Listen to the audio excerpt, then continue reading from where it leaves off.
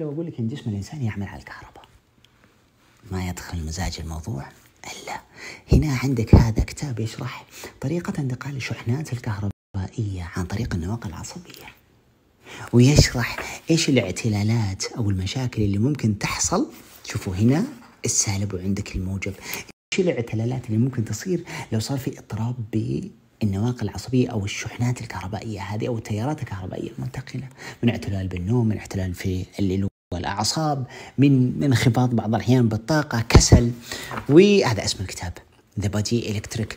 وهنا برضو يشرح أهمية أخذ الدهون الصحية. الدهون الصحية هي اللي تغلف النواقل العصبية، تحمي النواقل العصبية.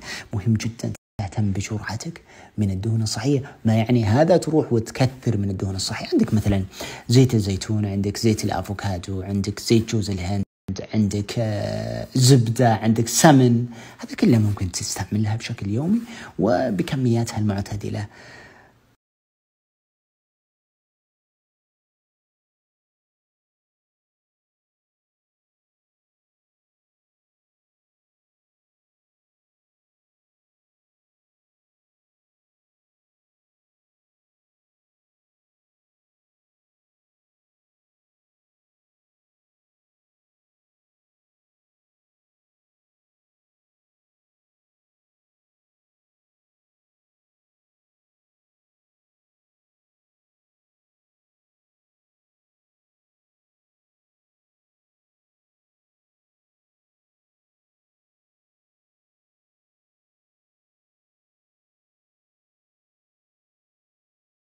مساكم بكل خير. هنا كيف تتعشى بدري وما تاكل بالليل؟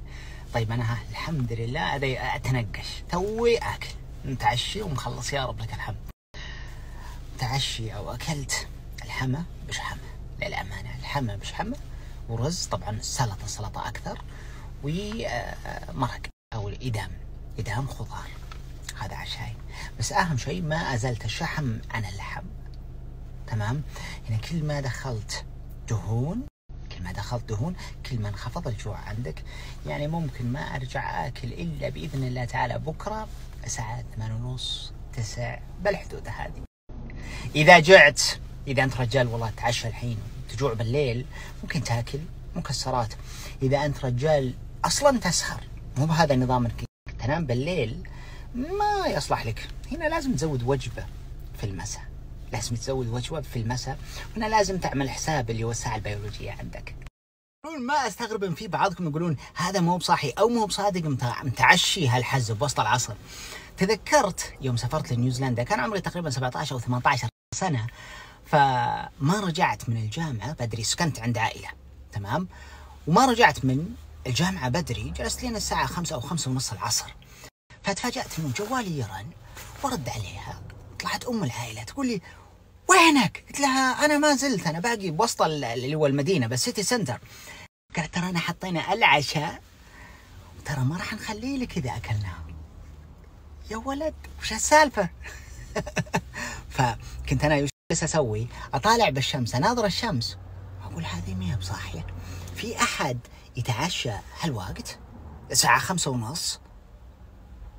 فصارت فعلا فيه ناس يتعشون الساعة 5:30.